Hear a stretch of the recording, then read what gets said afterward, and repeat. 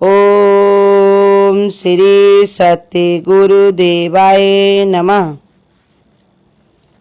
भय। भोगों में रोग का भय, कुल में च्युत होने का भय, धन में राजा का भय, मौन में दीनता का भय, बल में बैरी का भय, रूप में बुढ़ापे का भय, शास्त्र में विवाद का भय, गुणों में दुष्टों का भय, शरीर में मृत्यु का भय।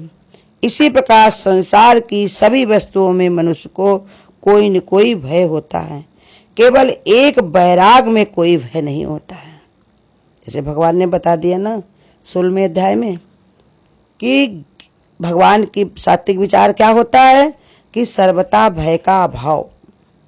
भगवान ने पहले ही बता दिया कि जो हमारा सात्विक पुरुष होता है, जो दैवी संपदा को प्राप्त होता है, तो उसका सबसे पहले क्या होता है कि वो निर्भय हो जाता है। निर्भय होए भजो भगवान।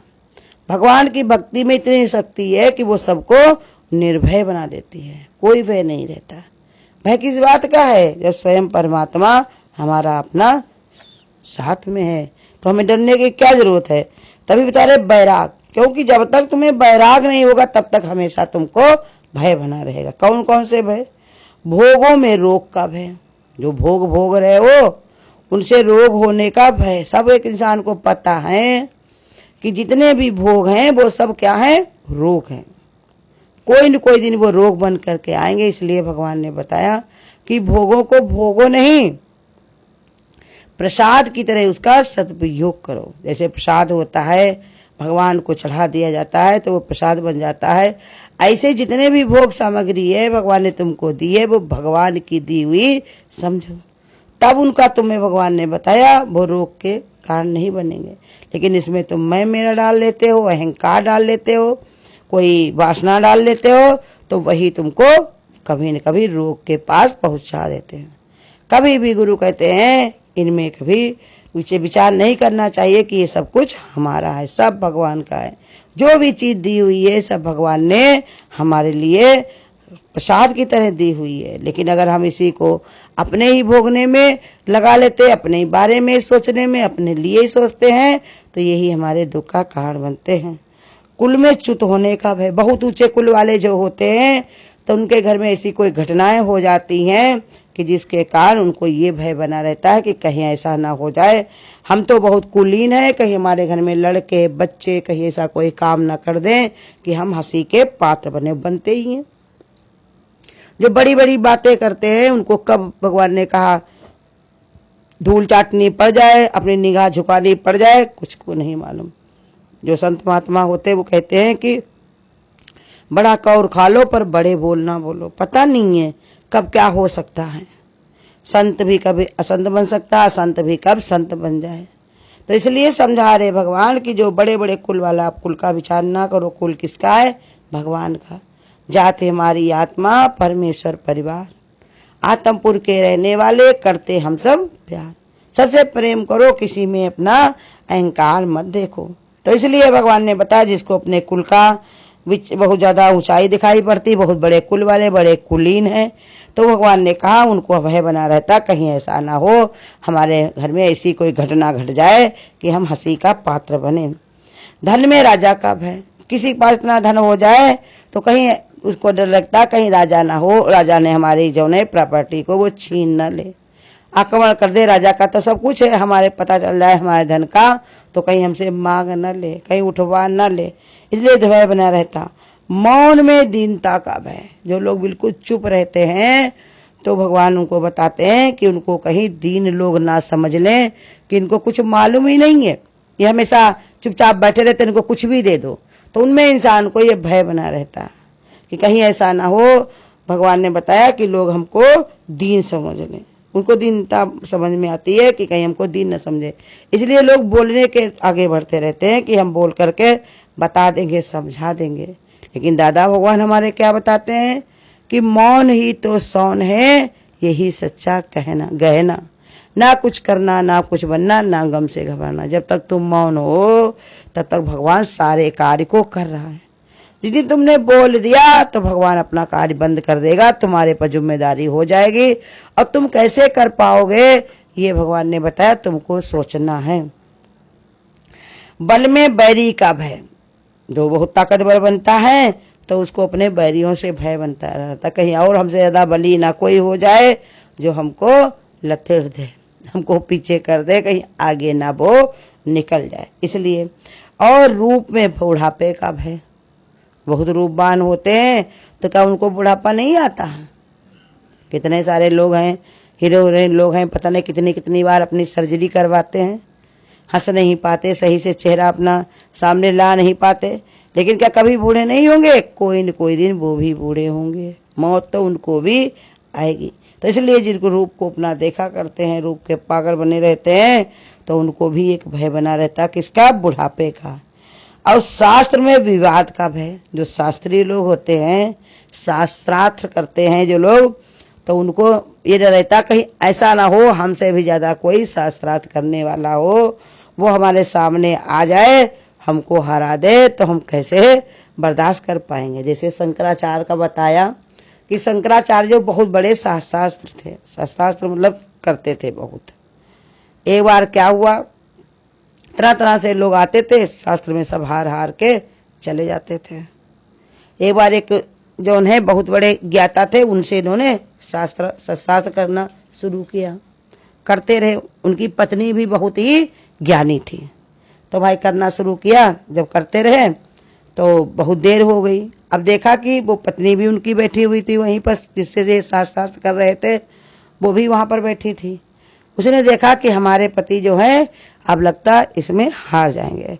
अब धर्मप्राण जो पत्नी होती वो पति को अपने हारने नहीं देती, तो उन्होंने कहा कि अब इनसे शास्त्रार्थ बंद करके अब हमसे शुरू करो।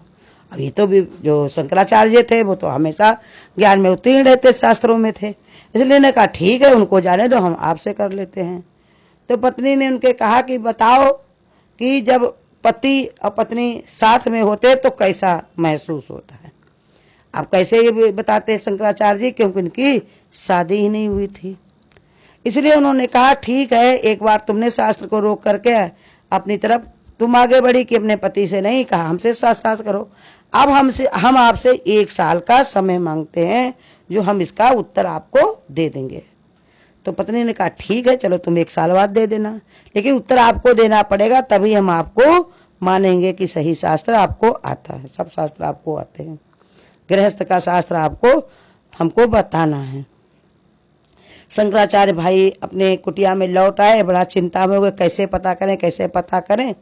फिर उनको एक विचार आया कि उन्हीं के ही कहीं दूर देश में एक राजा का शरीर शांत हुआ था, और वो शरीर में हम क्या करें, इसी में हम प्रवेश कर जाते हैं। उन्होंने क्या किया, अपने शरीर को यहाँ छोड़ करके अपने शिष्यों से कहा कि हम शरीर का त्याग करके जा रहे हैं, 1 साल बाद लौटेंगे, अब इसको हमारे शरीर को तेल में रख करके इसकी निगरानी करना, हम 1 साल बाद फिर इस शरीर में प्रवेश हो जाएंगे। शिष्य ने कहा ठीक है गुरुजी। सब उसकी निगरानी करने लगे, अब ये राजा का जो शरीर शांत हुआ था उसी के शरीर में ये प्रवेश हो गया। अब राजा जो था बहुत विषय भोगी था, बहुत ज्यादा उसके अंदर सब भोग विलास भरे हुए थे, उसी में ये प्रवेश हो गए। लेकिन ये तो संत थे, जब उसी में प्रवेश हो गए तब भाई इनकी जो रानियां थी उन्होंने सब बड़ा खुश हो गए, जैसे ही इन्होंने प्रवेश किया कि राजा जिंदा हो गए, राजा जिंदा हो गए और मेरा सुहाग बच गया। सब बहुत खुश हो गए, इनकी रानियां बहुत सारी थी राजा की, वो सब इनको रोजाना जो है विषय भोग की ओर खींचती थी, रोजाना बार बार इनका मन उसी में रमाए।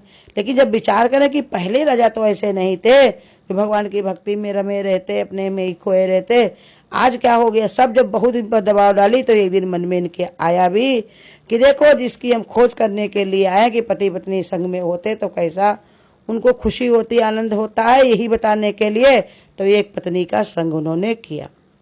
अब फिर उसके बाद 1 साल, उसी साल के अंदर ही 2 दिन जब रह गए तो वो शरीर को वहां छोड़ दिया, राजा के शरीर को, और अपने शरीर में प्रवेश हो करके फिर उन्हीं के पास शास्त्र करने के लिए पहुंचे, जिनसे उनको प्रश्न का उत्तर देना था। जिनको पहुंचे तो उन्होंने सारी बात बता दी कि कैसा उनको महसूस होता है।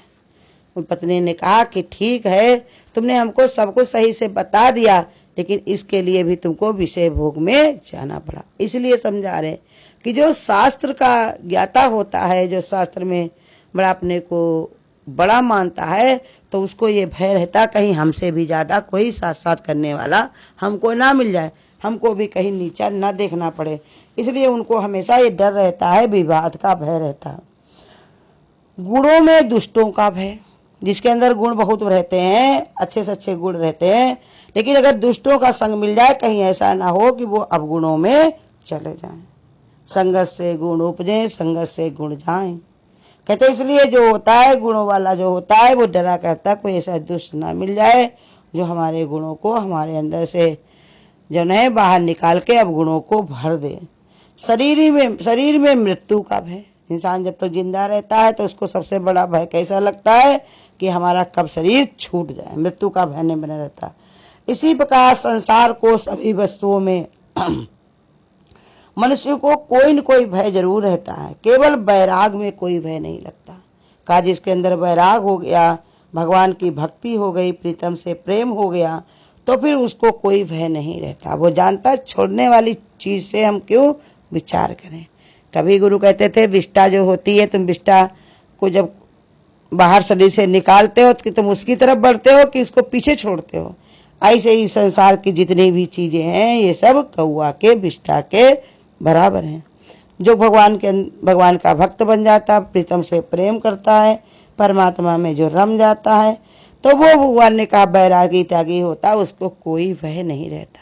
हमारे गुरु भी रोज बताते हैं कि जाके ऊपर प्रभु सांवरिया सो दुख कैसे पाए, बाल लंबा का कर सके चाहे जग बैरी बन जाए, निर्भय होए भजो भगाना। भगवान की भक्ति करते जाओ, भगवान का नाम जप करते जाओ, भगवान का ध्यान करते जाओ, तुम्हें कोई भय करने की जरूरत नहीं। मौत से डरने की जरूरत नहीं, वो तो भगवान से ही मिलाएगी। रोग से डरने की जरूरत नहीं, ये शरीर तक ही रोग है। कुल में डरने की जरूरत नहीं, कोई हमारा अपना है ही नहीं। मौन से कोई डरने की जरूरत नहीं, गुरु कहते मौन में ही भगवान है। बल में डरने की कोई जरूरत नहीं है, गुरु कहते सबके अंदर बल रूप से परमात्मा ही विद्यमान है। जिसको ये सब चीजों का ज्ञान हो जाता है तो गुरु कहते उसको कोई भय नहीं रहता, वो निर्भय होकर के भगवान की भक्ति में मस्त हो जाता है। भगवान ने कहा लीलाओं में, भगवान की चर्चा में, भगवान के ज्ञान में अपने को रमाए रखता, उधर उसका ध्यान और विचार नहीं रहता। हरिओम। अगर आपको आज की वीडियो अच्छी लगी हो तो वीडियो को लाइक और शेयर करना ना भूलें। आगे की वीडियोस देखने के लिए चैनल को सब्सक्राइब करें और नोटिफिकेशन बेल को ऑन